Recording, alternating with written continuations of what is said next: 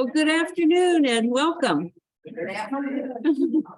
It's nice to have a good group out today, and we also have people joining us via Zoom.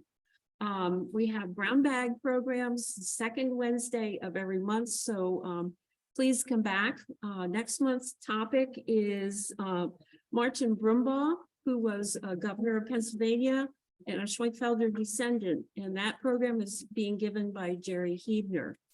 Another interesting program coming up that I want to mention is on Sunday, February 19th at 2 p.m. We have Farming with Draft Horses and Other Animals by Caitlin Reese. She is a veterinarian with Gilbertsville Animal Hospital and grew up on the farm, and her family currently, I think, has a pair of mules. Today we have we really have varied topics. Today we have military participation by Mennonites and Schwenkfelders from the Revolutionary through the Civil War. And I'm very pleased to have three speakers. Today we have Joel Nofziger, who is the Executive Director of the Mennonite Heritage Center. He will be speaking first, followed by Alan Viehmeyer, who's on the Schwenkfelder Heritage Center staff, and then last is Hunt Schenkel, who will also be speaking. We will, if you would please hold your questions till the end of the program, then the three speakers can, jointly speak to any topic that's coming up. So thank you. At this point, I'll turn the program over to Joel.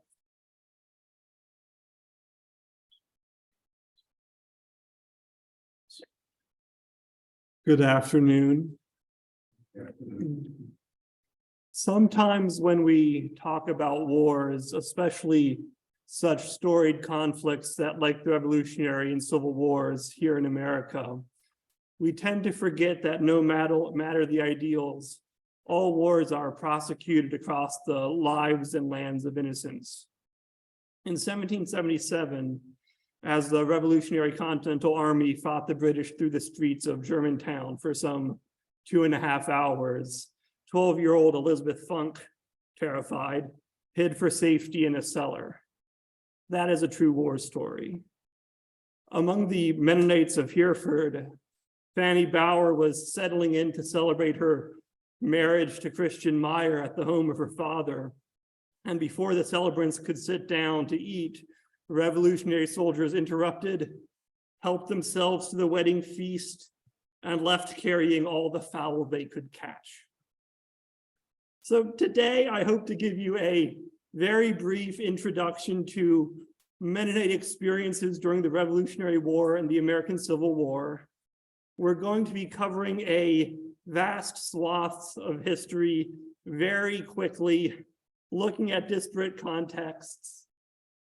I want to make very clear that I'm assuming that all of you have at least a passing familiarity of the contours of both wars, so I will not be giving that sort of framework in this limited time. Rather, I'll be taking a church history orientation to address places Mennonite stories deviate from expected American narratives. At this point, you may be asking, why should we pull out Mennonites as a special focus to better understand the Revolutionary and Civil Wars? Both these wars are foundational epochs for American identity. And even today, it can be hard to discuss these conflicts without being caught up in the mythos and ideology that surround the two wars. And part of how we understand what it means to be a citizen of the United States today is directly tied to the rhetoric and civil religion fostered during these periods. Mennonite stories and experiences provide a vantage point somewhat removed from this milieu that lets us ask the question, what does it mean to be American in new and meaningful ways? Before we dive in, I want to make sure we are all on board together with what I mean when I say Mennonite. So, Mennonites are a group that emerged across Central Europe and Germany, Switzerland, and Holland as part of the Radical Reformation. They are neither Protestant nor Catholic, but a distinctive third way in between the two. Named after the Dutch Anabaptist leader Menno Simons, Mennonites were marked by an insistence on believers' baptism as opposed to an infant baptism, a close and immediate reading of scripture, and the rejection of the sword and violence. Heavily persecuted, Mennonites sought refuge where they could find it, one of those places being William Penn's Holy Experiment here in Pennsylvania. In order to keep this talk to a reasonable scope, such as it is, I'll be paying special attention to those Mennonites settled in Pennsylvania. And as we will be discussing a period of war and Mennonite responses and experiences therein, I want to pause on this rejection of violence. We have some choice quotes up here, but Bishop Heinrich Funk in America, in a book published posthumously in 1768, says, Jesus gives a beautiful teaching when he calls his followers sheep and lambs. It is well known that sheep and lambs have no nature to kill or persecute the wolves or their enemies. And this is the Mennonite peace testimony in a nutshell. It is both an individual ethic where the personal use of violence is disavowed, as well as a communal ethic in which participating in systems of violence was equally condemned. So, understanding Mennonite responses to the Revolutionary War requires understanding three key elements that were in place before the war: the theologies of non-resistance, the impact of loyalty oaths, and Mennonite integration into colonial politics. And we'll go through those in turn. Mennonite leaders in Pennsylvania held the peace position, but were worried about the strength of it among their congregations as early as 1742, when they first wrote to Dutch Mennonites asking for a translation of the Martyr's Mirror into German. This book is a totemic celebration of nonviolent Christians persisting in their faith through suffering and persecution. After seeking aid from the Dutch Mennonites and receiving none, the Pennsylvania Mennonites decided to take matters in their own hand and print and translate the volume themselves, finding at the cloister both a printing operation of suitable scale for the massive volume, as well as an able translator in Peter Miller. The translation took 3 years, with printing finished in 1750. And I bring up this printing project up specifically because the undertaking and distribution of the text demarks a special concern amongst Pennsylvania Mennonites to preserve the peace position in the lead up to the revolution. Loyalty oaths will also play a major role in our story, but the issue first crops up before the revolution in 1727, when the crown began requiring non-British immigrants to swear an oath of loyalty to the king. Many of the Mennonite immigrants after that time did not speak English, but rather German. And it's important to note that Mennonites, like Quakers, maintained a testimony against the swearing of oaths, following the biblical injunction to let your yes be yes and your no, no. However, to ease the immigration process, one of the Mennonites who was translating for many immigrants glossed over the exact nature of what they were agreeing to, effectively tricking his co-religionists into giving a loyalty oath. This came out later, but Mennonites felt compelled to honor this oath even though they were tricked into it.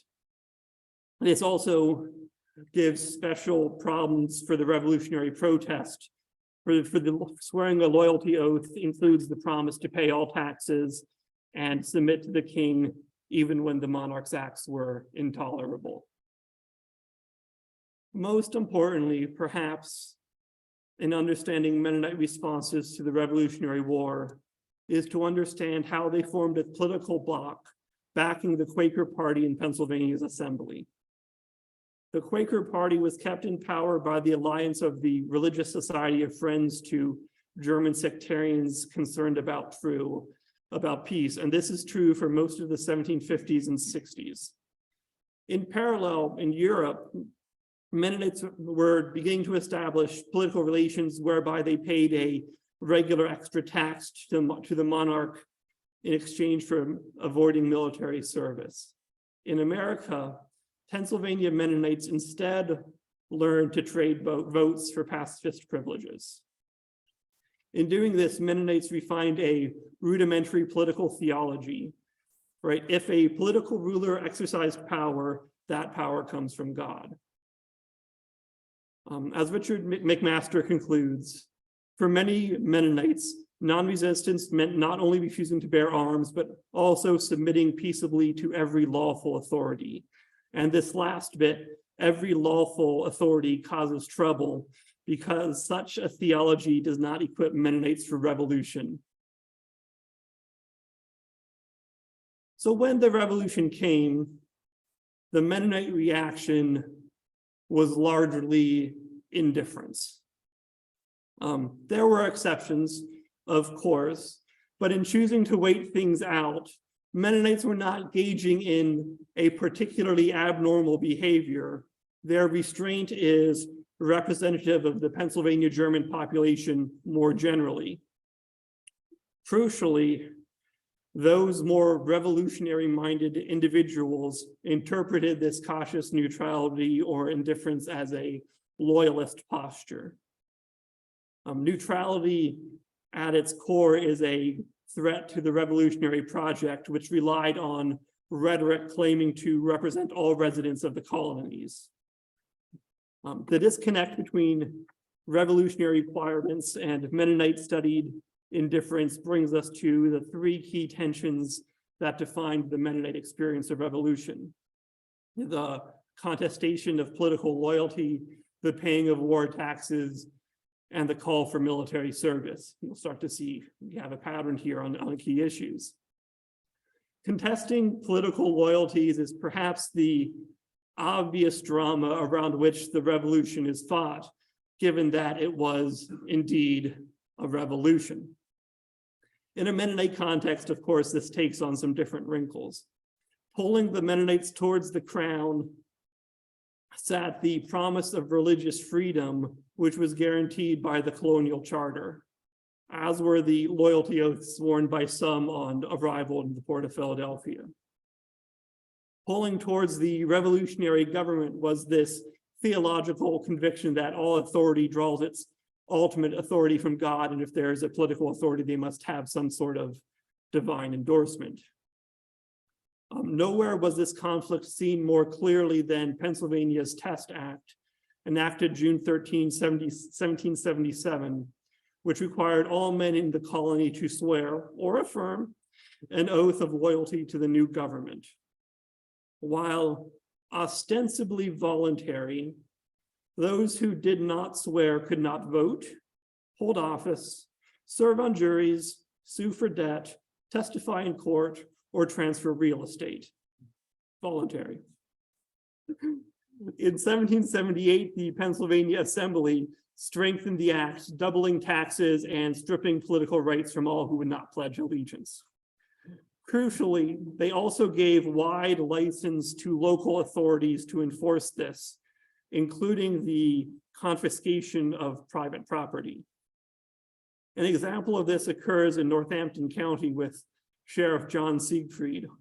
One day in 1778, a number of Mennonites were called to court to answer for their refusal to swear, including the blacksmith Henry Geisinger. For insisting on their religious conviction against swearing an oath of loyalty, the Northampton magistrates sentenced Geisinger and his comrades to exile, with all property confiscated.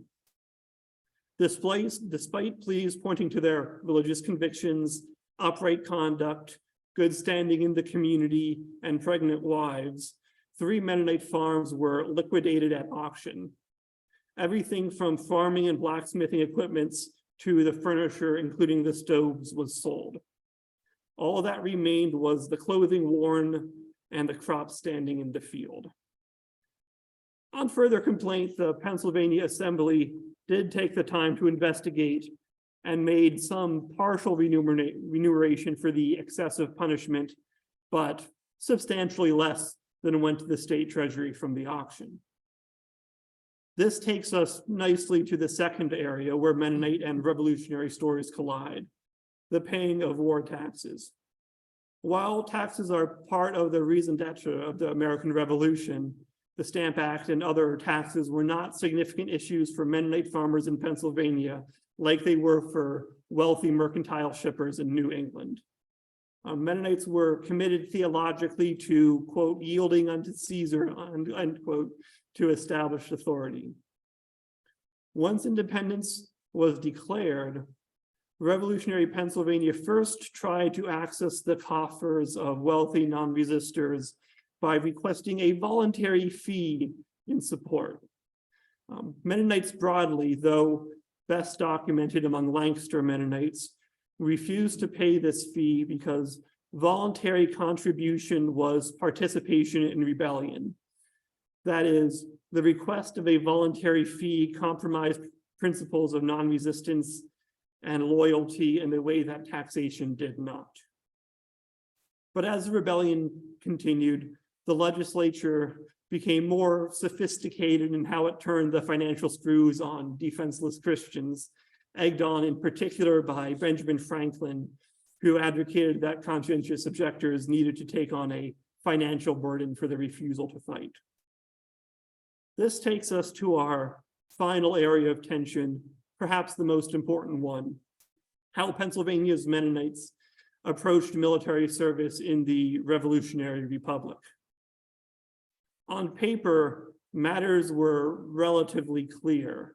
The new state constitution said that no one would be compelled to bear arms or take an oath against his conscience, but would be allowed to pay an equivalent fee as substitution.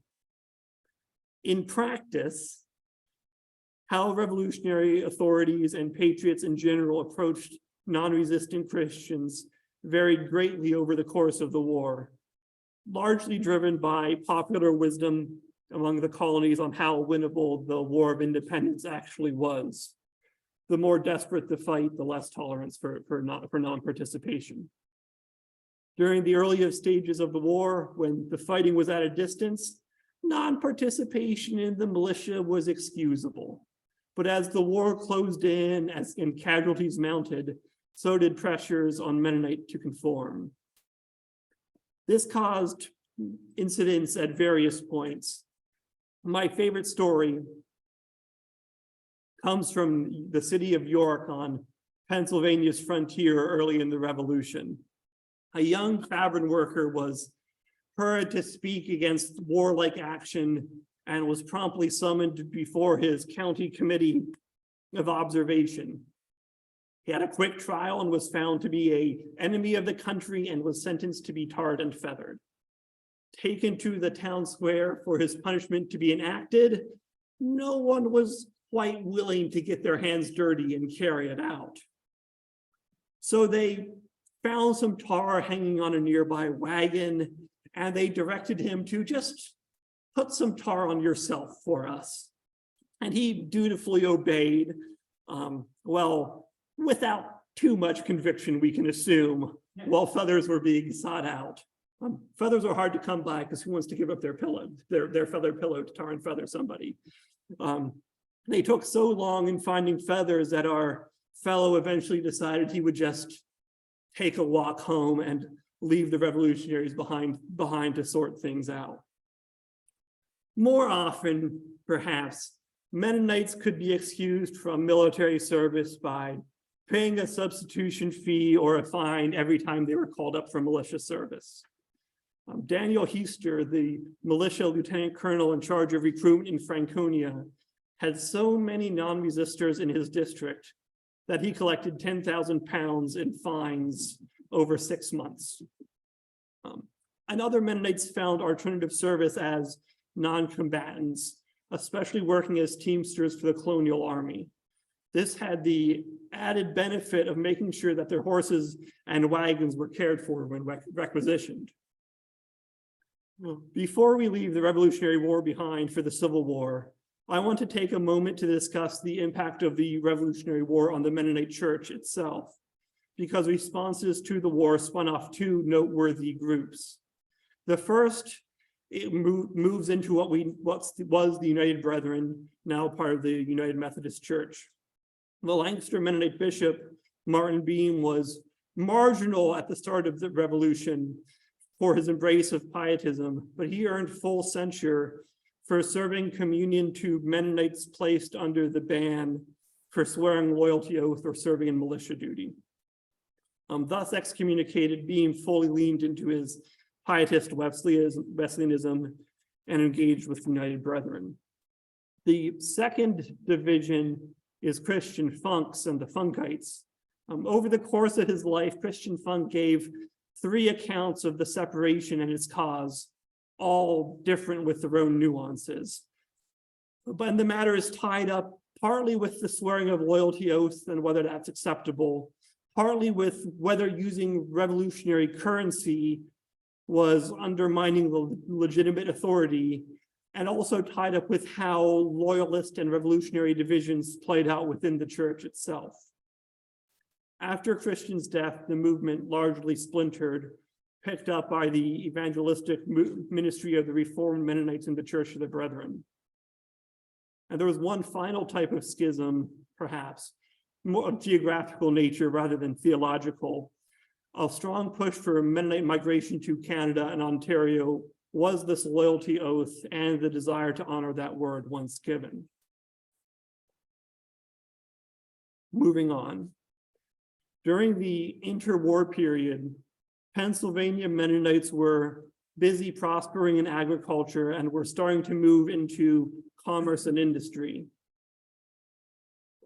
Content to swim in a Pennsylvania German bubble, Mennonites were more busy developing ways of distinguishing themselves from their fellow German sectarians. And understanding how Pennsylvania Mennonites then experienced the Civil War requires both locating their political activity and understanding how they lived out the peace testimony. And before we go into that, I want to briefly address the issue of slavery as it's often brought up in connection with the Civil War. Pennsylvania Mennonites do not seem to have been slave owners on any meaningful level. That's not a lack of documentation. That's a demonstrable fact. Part of this has to do with geography and the northern labor market, and part of it is also tied up in a culture of humility, where owning another person is ostentatious and bad for that reason. With that, I want to return to the political situation during the Civil War, which for Mennonites perhaps more resembles the arrangement of the French and Indian War rather than the Revolutionary War. The Mennonite community, with its dense web of relationships, proved to be a valuable political bloc, especially at the local and state levels. And Mennonites were actively engaged in politics, primarily in support of the Republican Party. Over in Quakertown, we have Daniel Landis, Isaac Groff, Andrew B. Shelley, Jacob Clymer, and Jacob Kaufman serving on the Republican Committees of Vigilance, organizing effectively a local get out the vote campaign. As we will discuss in a little bit, this political activity is so prominent that it later causes trouble. But both Bucks and Lancaster County saw an extended print spat about whether someone could conscientiously object to war and still reasonably expect to vote. As might be expected, following the lines of political support, the Democratic-leaning papers objected, and the Republican-leaning papers argued in the affirmative to protect their voting bloc. And the importance of the Mennonite voting bloc gave Mennonites in Pennsylvania access to political access that is seldom seen at other times and places. James O. Lehman and Steve Nolt give this anecdote on the draft as proof. From Lancaster County, Mennonites sent noted preacher Amos Herr and the layman John Shank to see Governor Curtin and to explain their position. Memory preserved what Mennonites understood to be their working relationship with the state as follows. When the governor asked, "Well, what do you people do for us? Do you vote? Her and Schenk answered affirmatively, and Curtin then promised, "We will do something for you." Why did Her and Schenk visit the governor to ask how they would be treated with a draft? Because the peace testimony was still held as a crucial part of the Christian walk for Mennonites. But Pennsylvania Mennonites were no longer in unity as to the exact implications of that conviction. For the Franconia Mennonite Conference and Lancaster Mennonite Conferences, opposition to war was a straightforward matter of corporate discipline. Participation in military service set individuals outside the bounds of the church. For the Eastern District, which had split from the more tradition-oriented Franconia Conference in 1834, non-resistance was rather treated as a matter of individual conscience rather than a requirement for church membership. To the extent then that we have stories of Mennonite participation in war, they tend to come from the Eastern District. Even then, most of the stories are of youth who grew up in the church but had not yet joined themselves. For example, Charles and Dave Hunsicker, grandsons of Bishop John Hunsicker of Skippack, enthusiastically joined the Union Army when war was declared. Mennonites, along with other non-resistant Christians, the Quakers, the Brethren of all Stripes, were generally able to secure legal conscientious status through political wrangling at both federal and state levels. This is crucial for Mennonite religious freedom and the American peace movement going forward, but that's another topic. Those who did not choose to pursue CO status for various reasons, such as not yet being members of the church, could also avail themselves of exemption by hiring a substitute for a cost that ranged from $100 to $1,000. Out in Western Pennsylvania, the old Overholt whiskey distiller, which has Mennonite roots, paid the substitution fees for all local Mennonites. Pennsylvania Mennonites did not face the trouble of conscription that their co-religionists in Virginia faced. The closest equivalent Pennsylvania Mennonites encountered was the persecution from Montgomery County Commissioner James Boyd. As Commissioner Boyd was a Democrat, and again, Mennonites were part of the Republican power bloc, he systematically rejected every application for conscientious objectors he received to get his political opponents out of the way, saying that they were not sincere. This status and arrangement persisted until two Mennonites from Skippack went to the Governor Curtin directly to appeal for aid, who then overruled Commissioner Boyd.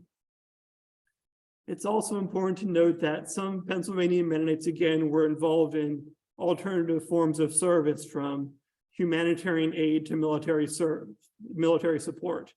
They helped feed armies by selling food and made special donations of money and blankets as measures of good faith. And especially when refugees fled north and east from locations near Chambersburg or the Shenandoah Valley of Virginia, Pennsylvania Mennonites helped provide succor. So this has been a very brief introduction to Pennsylvania Mennonites in the Revolutionary and Civil Wars. Central to the account is Mennonite convictions that with Christ all occasions for war have ceased, but the lived experience of that peace testimony has complications that emanate out from the individual to the communal and the political. Understanding that experience should hopefully complicate and nuance our understanding of what America has been apart from the ideals and help us better understand who we are as a people and a nation. Thank you.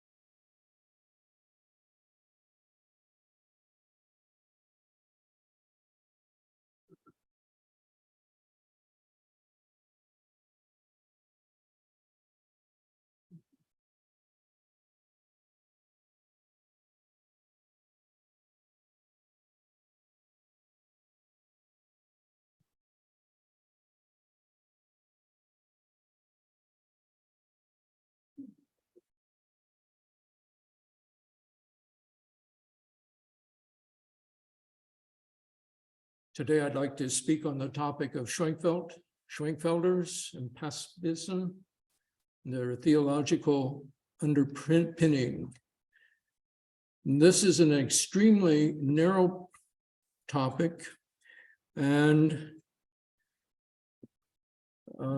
let's see, make sure that I can get this to work here.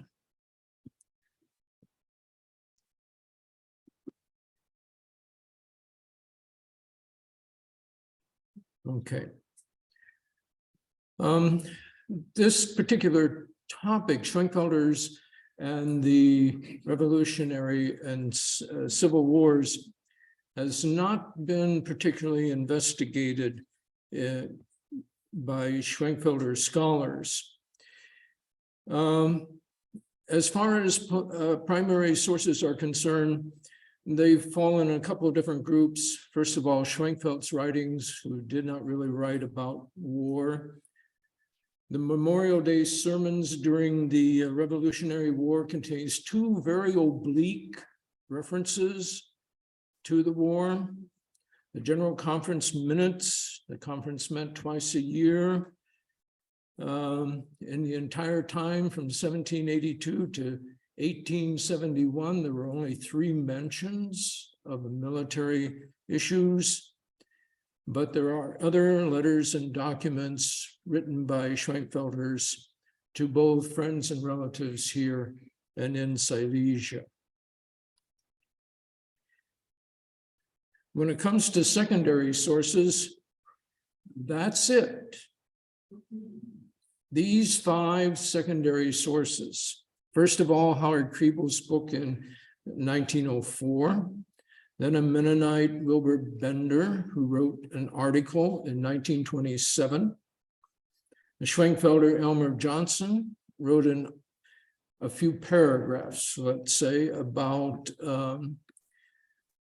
Christopher Schultz and the colonial days in 1940.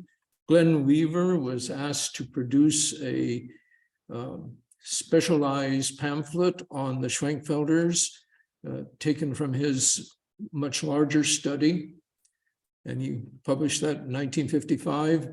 And then our own Ed Beeler, who did his master thesis on Schwenkfelders during the Revolution. And basically, that's it as far as secondary literature is concerned.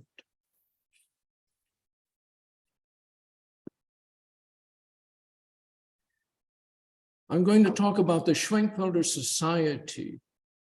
The society existed from 1782 to 1909, and I'm actually not going to take it as far as 1909. I'm going to stop somewhere around 1882. The other thing I'd like to point out especially is the people who came from Berthelsdorf here to Pennsylvania were exiles. We normally do not use that term in talking about these people. The term immigrant is far more popular and frequent, but we do have the society here, the descendants of the Schwenkfelder exiles. And that's what those people were, exiles. I'll start with the Constitution and bylaws of the Schwenkfelder Society in 1851. This is an English translation, and I was aware of this paragraph or article in their constitution on civil government. Resolved that no member of this church is allowed to take up the sword in order to engage in war, for we believe that for Christians there is only appointed the sword of the Spirit, which is the word of God. And hence, according to the testimony of our conscience, we cannot transgress the authentic command of God, which is contained in the 6th commandment of the Holy 10 Commandments, thou shalt not kill. And then in the next paragraph, which was added much later, on this account, no person is allowed. So also according to the resolution of the year 1828, to participate in military affairs if he wishes to be a member of this church. Another document written on May 1st, 1977, really caught my attention because I read this for the first time, and I was quite surprised about it. It says in part, the undersigned who adhere to the apostolic doctrines of the Saint Caspar Schwenkfelder will mutually bear such fines as may be imposed on account of refusal for conscience sake to render military service in case deadly weapons are carried and used. The Schwenkfelders themselves trace this back to Caspar Schwenkfelder. That really astounded me. So I needed to find out how and when did the Schwenkfelders become pacifists. Let's talk a little bit about Schwenkfelder. Schwenkfelder really does not talk about war in any of his writings. I really didn't have the time to read the 18,000 pages of his critical edition, but I was not able to really find anything about warfare, except for Christian warfare. That is, the strife of individuals over religious issues. But Schwenkfelder was very adamant about not God's law, nor Moses' law, but Christ's law. And he refers to the Sermon on the Mount many, many times, very frequently throughout his writings.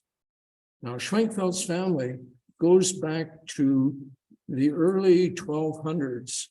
And in 1250, the Schwenkfelder ancestor was in the military, and for his achievements, he was given a knighthood, a coat of arms, and you see in the illustration, as well as land for service in the military. Now, Schwenkfelder still had inherited the knight nobility. In fact, he is referred to many times in illustrations, especially about equius nobilis Silesius. So he was a knight of the noble, a noble knight of Silesia. Professionally, Schwenkfelder was a courtier. He played a diplomatic role. He always worked toward compromise. And he served the Duke Friedrich II. And during Friedrich II's reign, there were no wars in Silesia. The separation of church and state was a main focal point of the radical reformers at this particular time. The belief was that the state should not impose religion on its subjects. So after Catholicism and Lutheranism was recognized as separate state churches, there also came up a policy of cuius regio eius religio, which means basically that whatever religion your overlord follows, you have to accept. And there were many, many, many states in Germany at that particular time, over there, a couple hundred. And the idea here is that the subjects had to obey the state unless the state commanded actions that were contrary to their religious beliefs. And Schwenkfelders were very fortunate in that basically over the generations, their overlords were tolerant of their religion. During Schwenkfeld's lifetime, there were really only two wars, the Peasant War and the Schmalkaldic War. The Peasant War was inspired by Martin Luther. Peasants were not part of the military. They had no training whatsoever, and yet they were fighting against the professional military armies of the state rulers. in that area, the western and southern part of Germany. The Schmalkaldic War was a war of a very short duration.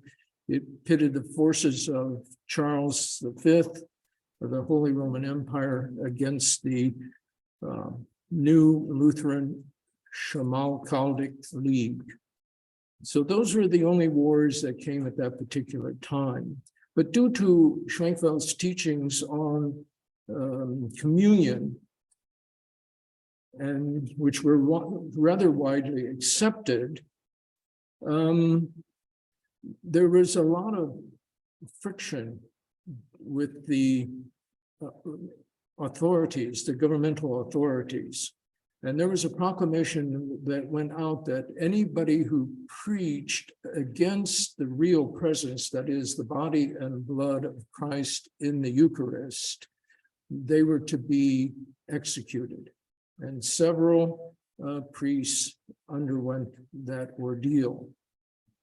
Schwenkfeld was also threatened with death, but he went into exile. He did not try to resist in any way, and he is thinking mainly about the Sermon on the Mount and turning your cheek the other way.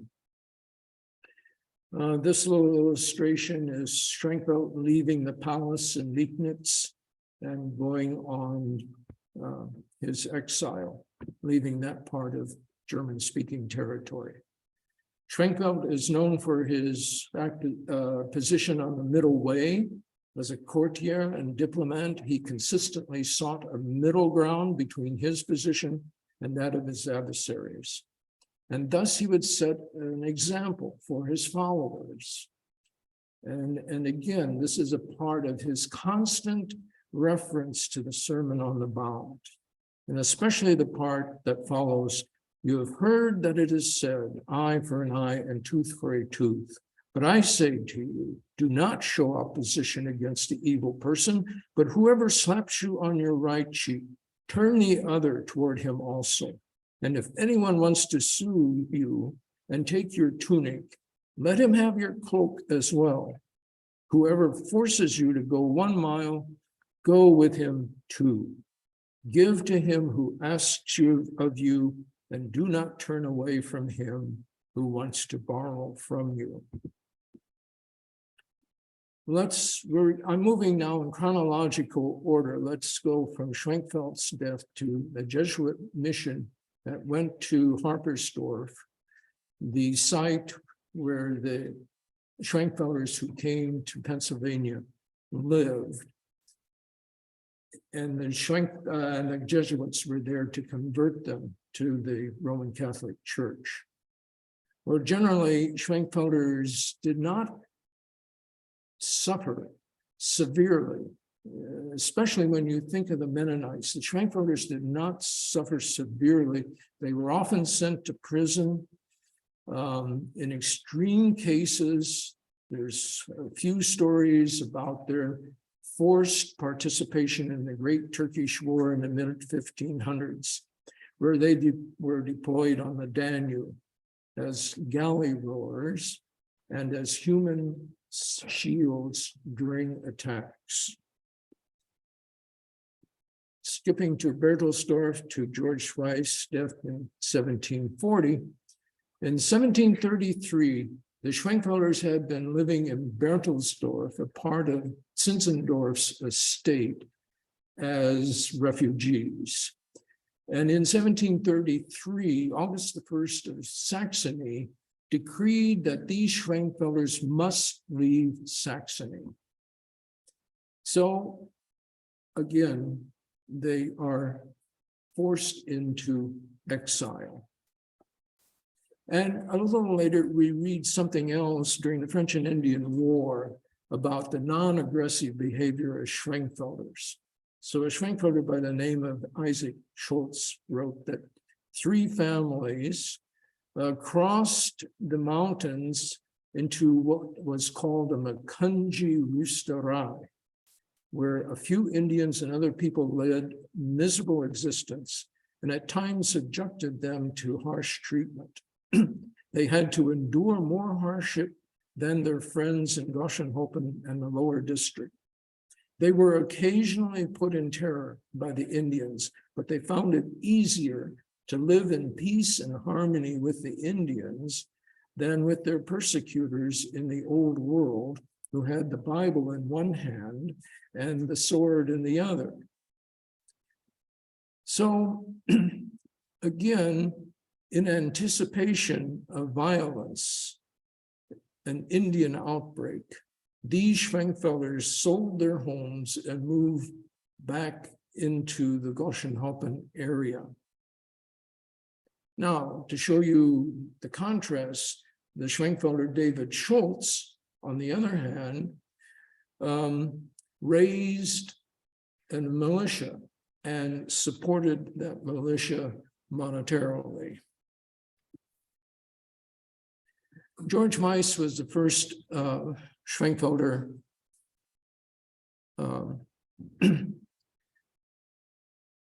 leader here, and he put an emphasis on the 10 Commandments as a part of the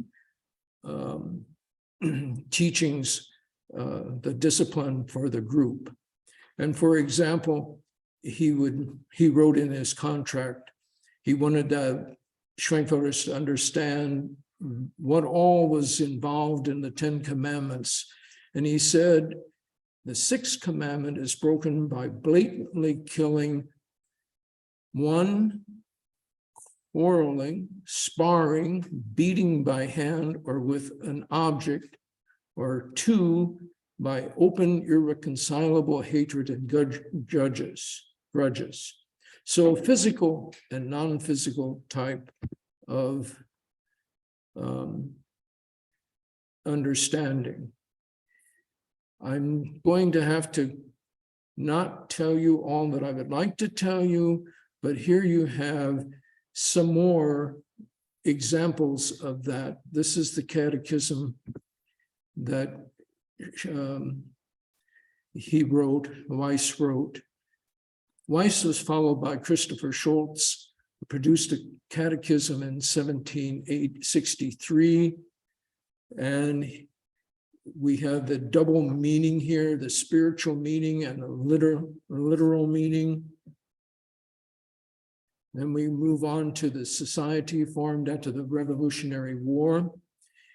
And here in this document, the emphasis in paragraph 13 was, since good rules are necessary in the exercise of commendable discipline, the revealed will of God contained in the 10 Commandments in their full and perfect sense will be to them the best and most adequate rule for the promotion of good conduct or moral, for defense against evil, and for discriminating between good and evil. The Compendium is a book that Christopher Schultz, containing all the doctrine of the Schwenkfelder Church. He wrote it in 1783, right after the society was organized, but it was not printed until 1836. The second edition of Schultz's Catechism repeats the same ideas about the 10 Commandments, but the minutes of the General Conference in 1828 has 2 items. First, several of our young people have participated in war exercises and need to be sent a serious reminder. They would need to be tested again. One hears how the children often leave the Kinderlehrübungen far too early and join the secular exercises and the fray of the battalion.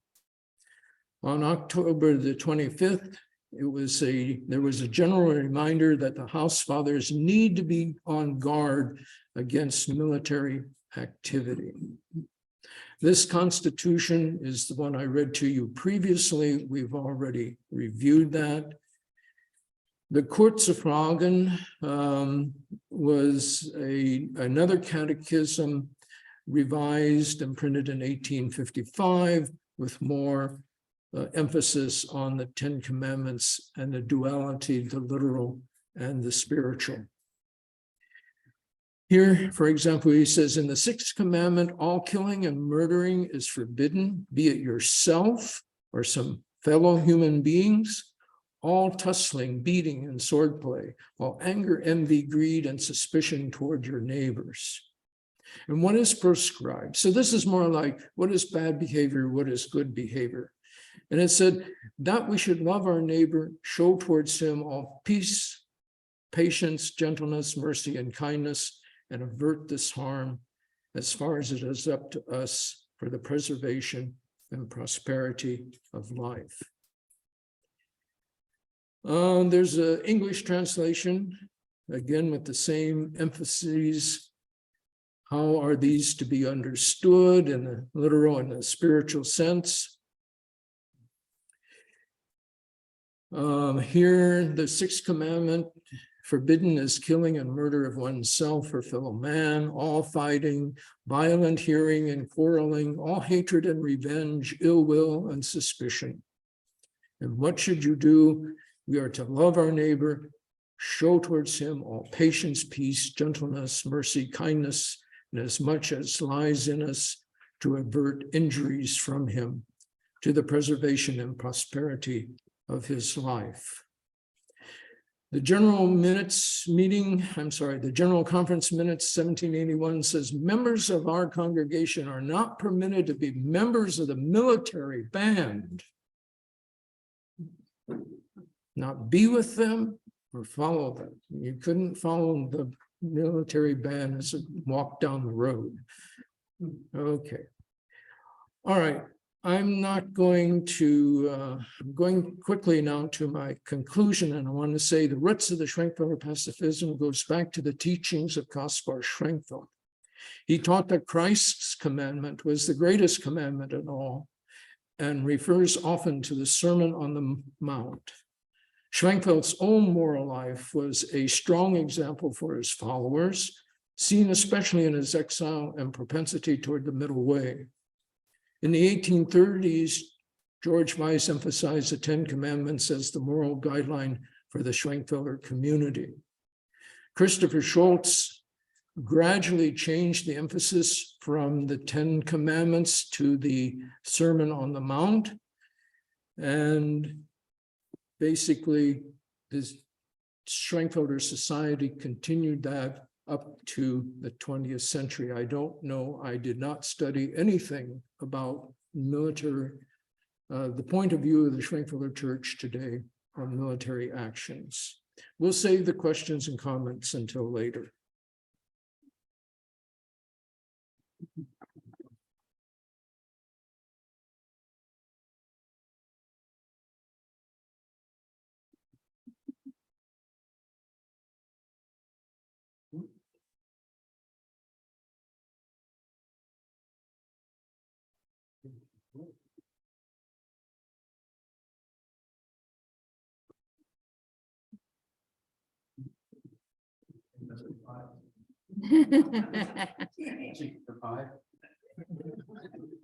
There we go.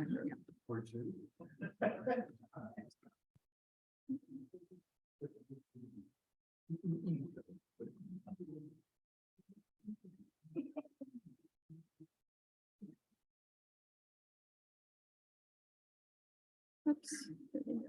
There you go. Well, I'll try and be brief. A lot of what I'm going to say is probably repetitive of what Alan said. Basically, I'm going to go through as much as I can the participation in the various wars. I'm started with the French and Indian War because I thought that's what we were doing. So that'll be the French and Indian War, the Revolution, and the Civil War. The question comes up once in a while. We never seem to be able to answer it when put on the spot. Were the Schwenkfelders pacifists? Were they conscientious objectors, et cetera, et cetera? The lack of information available is quite telling. For this talk, I've relied mostly on three secondary sources, which Alan also showed. Howard Kriebel's Schwenkfelders in Pennsylvania, Glenn Weaver's Schwenkfelders during the French and Indian War, and Ed Beeler's Schwenkfelders during the Revolution, as well as the Constitution of 1851 and the 1882 translation. I wasn't sure if that was a primary or secondary source, but I listed that. From these sources, the reference to primary sources is not much more, just a small number of documents, mostly by Christopher Schultz. So that's not what, so that what is not in existence is significant. Yet from each conflict or war, a theme emerges. Take the middle way or moderation of attitudes towards the enemy. However, personal spirituality or freedom of choice and the desire to live in accordance with those values without a government or state church getting in the way is what Schwenkfeld and the Schwenkfelders most valued.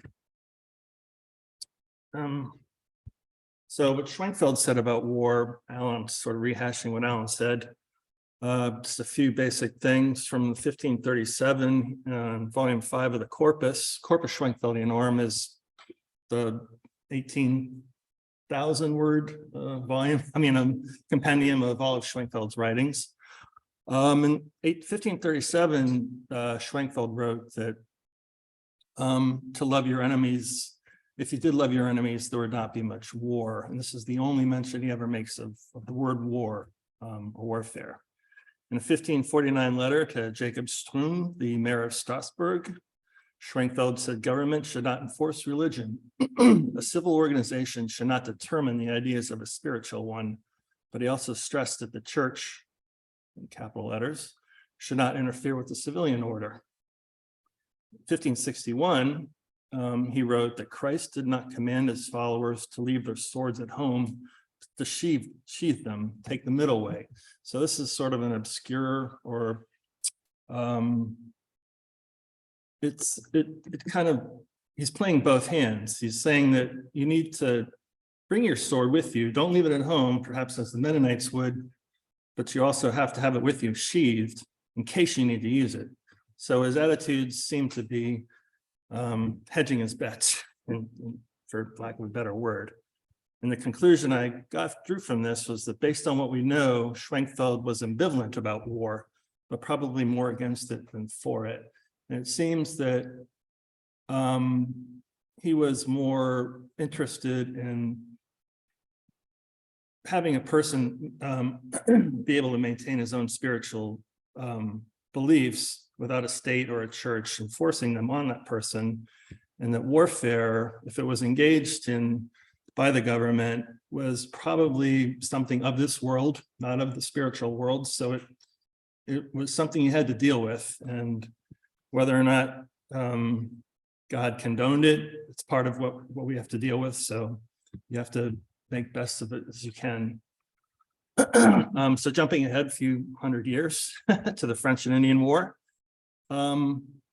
all Germans, or at least most Germans in Pennsylvania, were under suspicion due to their pacifistic beliefs.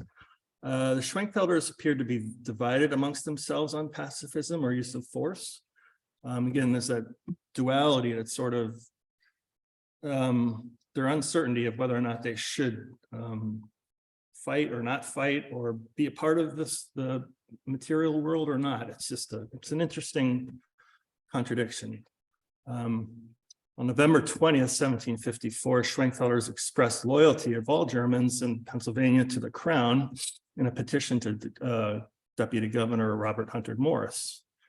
In 1754, David Schultz engaged in preparing defenses in the Perkiomen region, including the gathering of ammunition. This is sort of what Alan was talking about with the people in the Macungie region escaping the persecution of the Indians back into a safer area. So they were gathering ammunition, they were preparing defenses, at least some of them. There's sort of this divide between the pacifistic Schwenkfelders and the militaristic Schwenkfelders, for lack of a better word. And so they were, in a sense, militaristic, but not necessarily willing to engage in fighting or killing, which is interesting. In 1755 and 1756, there were Indian massacres closer. Well, actually, the Gnadenhutten one was in further up. It was a Moravian Indian settlement, but the Alamangel, I believe that was the name of this one, in Berks County, caused Schwenkfelders to form an independent guard or militia, which the Schwenkfelders, interestingly, never even joined. So they formed it, but they didn't join. Also in the French and Indian War, during the Treaty of Easton, the Schwenkfelders had joined the Friendly Association of the Quakers to support the distressed Indians. So they were assisting Indians, more interested, I think, in helping probably Christian Indians than they were in supporting the fighting of the Indians. But still the dichotomy, we just don't know what all of them believed in. It's very unclear. In 1757, David Schultz attended the Easton Conference and shows this interest in assisting the Indians. And in 1762, Christopher Schultz was displeased at the high-handed way of Sir William Johnson, who I guess was the head of the entire conference, how he dealt with the Indians, because I guess there was the people were basically proprietary and willing to, or interested in, and didn't care if the Indians were kicked out. And then on the other hand, there was this group of probably pacifists and Quakers that were more interested in helping the Indians. So the Schwenkfelders at that time appeared to be more interested in helping the Indians than kicking them out, basically, or not helping them. So Christopher Schultz also helped fund the colonial militia, and some Schwenkfelders did send substitutes. So they were willing to see people fight, but just more interested in sending people to be substitutes for them instead of doing it themselves. And on this document on the right is an accounting of the bills for assisting providing supplies to what was called the Stanwix Expedition, which was a New York colony that needed assistance from other colonists, and the Schwenkfelders supported that. So the conclusion I have drawn from the French and Indian War is that it proved to be the crucible of Schwenkfelder confrontation with war. In some sense, it forged their American identity. The idea that a nascent democratic society must often determine and provide its own defense forced the Schwenkfelders to confront the question of military participation. So it was also a time when the Schwenkfelders were sort of becoming an official church. They didn't establish themselves as a church, but they held their first general conference in 1762. And they actually published their first hymnal in 1762. How much time do I have? Am I good on time, or should I keep going? Okay. All right. 1774, Christopher Schultz recognizes Great Britain's tyrannical authority in a letter to Silesian Schwenkfelders about the events in New England. As members of the Committee of Correspondence, Christopher Schultz recommended against forming a militia at the convention of 1775 because he feared offending Quakers and Germans. It is not clear if he opposed it because of pacifism or fear of taking up arms against the crown. In March 1775, Christopher Schultz reflected the will of most Schwenkfelders who were willing to protect freedoms that came to America's need to defend their rights against the British imposition of oppressive and unjust acts. Because the Declaration of Independence, a new Pennsylvania government was formed in 1776, which mandated military service of the white male population. This government threatened the Schwenkfelders' belief that the government should not interfere in an individual's religious life. And as Alan talked about, there was the Canada Declaration concerning military affairs, which was in May of 1777. I have the original documents here. It says, "We who are known by the name Schwenkfelders hereby confess and declare that for conscience sake it is impossible for us to take up arms and kill our fellow men.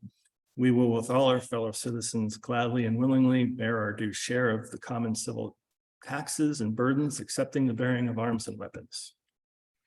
So that's pretty clear cut. As Joel mentioned, there was the Test Act in June of 1777. The Pennsylvania Assembly passed the Test Act in order to assure loyalty of its citizens. The oath of loyalty declared that all white men over 18 swear allegiance to the Commonwealth and renounce loyalty to King George III and his heirs. It also stated that any known traitorous person or Tory, those are my words, be reported. This was very unpopular among the Pennsylvania Germans, as you can imagine, who refused oaths of any kind and who considered their oath to the crown final. Joel explained it much better than I did, but that's basically the way I understood it. In June 1777, George Kriebel was the only known Schwenkfelder to be jailed for refusing the Test Act. He was jailed in Easton, but released through an appeal from Christopher Schultz to the Assembly. And I believe he was found out that he hadn't taken the oath because his son, who was under 18, was arrested, and then they found out that he didn't take the oath. He refused to take the oath, so they jailed him. But Christopher Schultz was an influential person, and so he had him released. The conclusion I drew from the revolution is, again, the Schwenkfelders were forced to choose between supporting the colonists or the crown. In one sense, they still felt like outsiders, but in another sense, they felt a bond with their American brethren. Nonetheless, they appear to have, for the most part, taken Schwenkfeld's middle way by supporting the revolutionary cause without bearing arms. Okay, the Civil War. The Schwenkfelder Constitution that Alan talked about clearly states participation in war was terms for dismissal from the society. I was not able to find any mention of the war in the General Conference minutes between 1861 and 1865, which is telling. I don't know if there were other mentions of the war in any other documents. This is the only one I looked into, but it is interesting that I think, given the fact that in the North, manpower was so much more plentiful than in the South, they could provide substitutes or afford to not participate and still not be necessarily persecuted or have the be as just under the gun, I guess, of the government. They didn't have to worry as much about service, especially after the 1863 draft, the Conscription Act. The evidence that they did support the war was in 1866, which was a document that I have. It's on display in the John Hartraft exhibit about supporting soldiers and sailors after the war. So they did support or showed support for the war. They just did not necessarily participate unless they were Schwenkfelder descendants, but not Schwenkfelder church members. It turns out that the best way to understand Schwenkfelder non-participation is by looking at the Quaker and Mennonite records. So if you're more interested in possible ideas and details about how conscientious objectors acted and worked during the war, it's more beneficial if you look at the Quakers and the Mennonites, because there's so much more information on them than there are about the Schwenkfelders. So one can only speculate about the Schwenkfelders based on what the Quakers and the Mennonites did. So the Militia Act, which is Pennsylvania only, 1862, this is when I was looking for any Schwenkfelder church members who actually served in the war. And the only possible one that I found was a David Kriebel from Lower Milford Township, who was drafted in the Pennsylvania militia, into the Pennsylvania militia, not the national draft. And he apparently, if my research is correct, that he served in the 176th Pennsylvania Volunteer Infantry, which never saw combat. And then, as far as conscientious objectors, I have a Henry M. Yakel of Bucks County, who was the only Schwenkfelder, or the only person with a Schwenkfelder name among registered 1862 conscientious objectors. So this isn't based on the national draft. This is based on the Pennsylvania Militia Act. I don't know about after 1862 because I don't have records for that. So the 1863 Conscription Act or Enrollment Act made each state responsible for its readiness of its citizens to fight. And it mandated a national draft. It didn't mention conscientious objectors, but mentioned substitutes, and a $300 commutation tax could be used. Pacifists, however, were given serious consideration for non-service. So it was interesting to know when I was reading more about the Mennonites and the Quakers, and they're dealing with the government. It seemed that the government was very serious, at least when they were brought to, or if they were arrested or something, they were given consideration based on how serious their convictions were towards actually being pacifistic and not being just unwilling to fight for no reason. And here's an example of a substitute, which is also on the display in the Heart Raft exhibit. But overall, it's not known how many were drafted or when or whether any took up arms, because I just don't have the information. And David Krause, whose substitute certificate I have here, was the only one that I found. And I'm not positive if he was actually a member of the church or not. He lived in Worcester Township, but I don't know if he was a member of the church.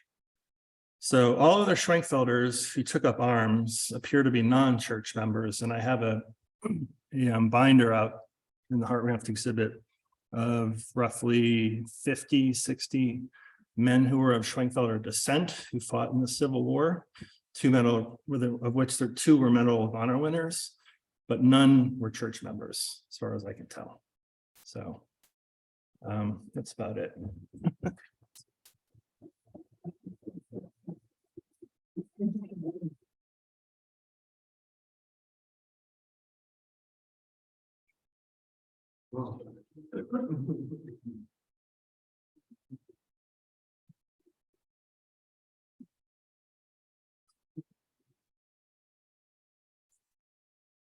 Well, thank you to all our speakers. Are there any questions for any of the three?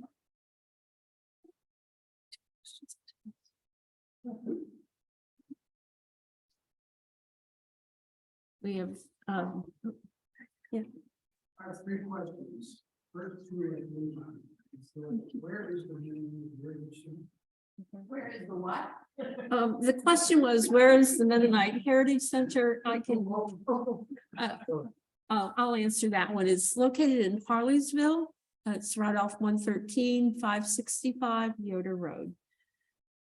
That was a simple one. And the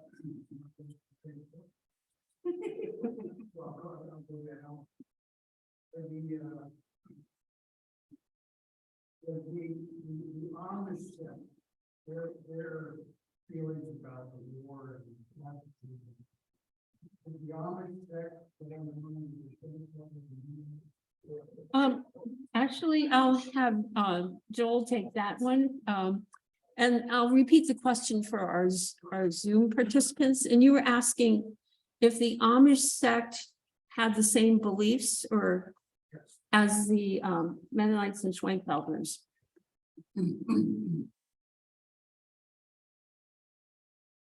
The answer is yes. At this point in time, on the specific issue of the peace testimony, Mennonites and Amish are in exact lockstep.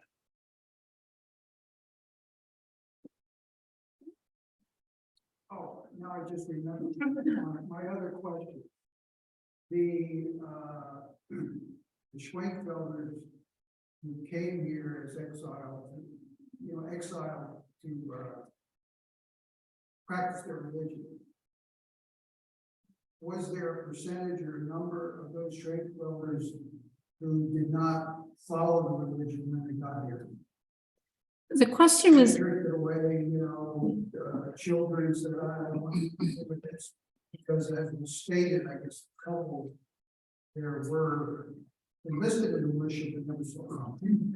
the question is, of the Schwenkfelders that immigrated to Pennsylvania, what percentage drifted away from the church? Is that a fair? Correct. Yeah. Alan, do you want to take the question at the mic?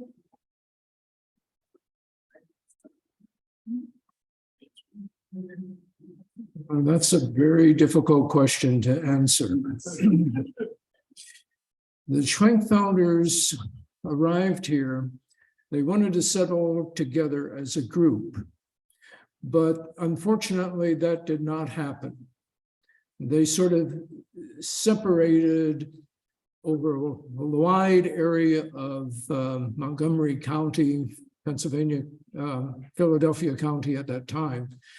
And so they did not have the cohesion that was really keep them together until 40 years later. Just how many people drifted away from the group is very difficult to estimate. So I guess it would be fair for one to say that some drifted away just because of participation. Right, yes, yes. Then another question. Did the Schwenkfelders participate in slavery? Did the Schwenkfelders participate in slavery? Hunt?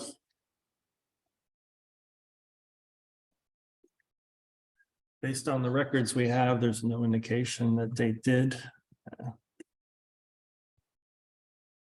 Well, but Yes, if there's always a you but. look at David Schultz's record, he certainly was complicit with slavery in this area. I'm sure they were. I'm sure that, like Joel said, that it was maybe a case of humility that they didn't own slaves. That wasn't because it necessarily was morally wrong, but it wasn't seemly. So maybe they supported it, but they didn't necessarily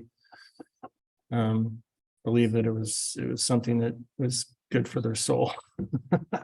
It's a complicated question. I mean, where do you stop? I mean, you know, it's if you support slavery, then you're supporting.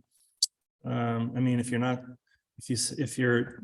don't have slaves, you can still be supporting slavery by being in the economy, being in the world. I mean, you're in the North, people are just as culpable as people in the South. They just didn't necessarily own slaves, but they could have profited from it just as easily. So it's basically an economic question. It might be another topic for a brown bag program, Mhm. I think. Yes. People have used indentured service. Yeah, there's different kinds of indentured servitude. Did they use indentured servants? Yes, they did, but they weren't necessarily the kind of indentured servants that you think about when you think of indentured servitude. There was a type of indentured servitude that was an apprenticeship. So they could hire somebody out to teach them a certain trade, and then they would move on, but it wasn't necessarily the next step up from slavery. It wasn't as harsh as that. Yeah, we should check on Zoom though to see if, can you check that or, yes? Did Schwenkfelders participated in any way in revolutionary activity? Did they suffer any consequence from society at large? The question was, if Schwenkfelders did participate, did they suffer consequences because of that from other Schwenkfelders? There's also a question on this. Can you see it on the screen? No, is that a Q&A or? Yeah, that's, here's the Q&A.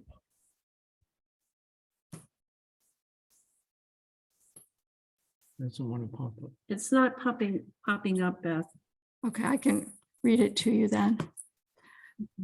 Would Hunt have any more information on, I don't know how to pronounce it, Gnadenhutten? We have a town by that name below Canton, Ohio, where I am. Would that be somehow related? Excuse me. No, I don't have any more information on that. I know that except for it was a Moravian settlement of Christian Indians. And there was also, it's confusing because there was another Gnadenhutten massacre during the Revolution, I believe, or maybe just after the Revolution. Well, I think we should wrap this up. Thank you for your attention during this program, and please join us again for the next brown bag. So thank you.